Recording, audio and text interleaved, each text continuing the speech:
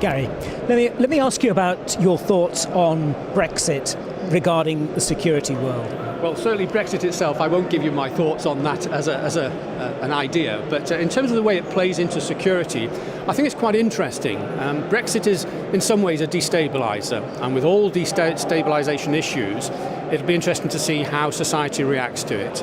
And of course, if the economy suffers and protesters become a stronger element, especially in London, then I think that plays downstream into all sorts of security issues for organisations, especially in London, but probably in most major cities in the UK. Garry, with the changing landscape of politics around Europe at the moment, the instability that we're seeing on the streets on a regular basis creates other security issues for us. What are your views on that? I think you're absolutely right, and we've mentioned Brexit earlier, and I think that could be the sort of catalyst for destabilisation, increasing resentment for the institutions in UK, if things don't go well, of course, and that is the key piece. So very much I see perhaps a potential for mass protest, and when I say mass protest, I'm talking the thousands that can fill parts of London.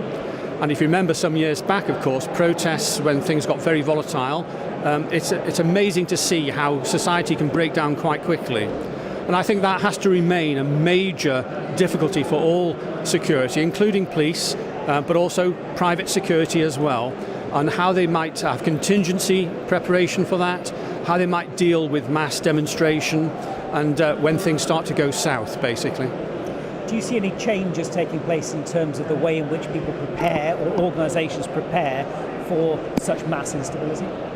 I'd like to say yes, but I've not seen evidence of that over much. I think that's because the focus is very much on counter-terrorism at the moment, not surprisingly in this place especially. But I think we have to widen the box a little bit and start thinking about how terrorists could see destabilisation in the country and how mass crowd protests could become a target in their own right.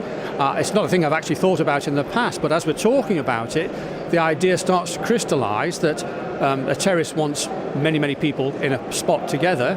What better than a mass protest to be a target? We talk about iconic buildings and population condensing in hubs of transport hubs, but in the city centres, these areas are not prepared in any way for those massive objection from crowds.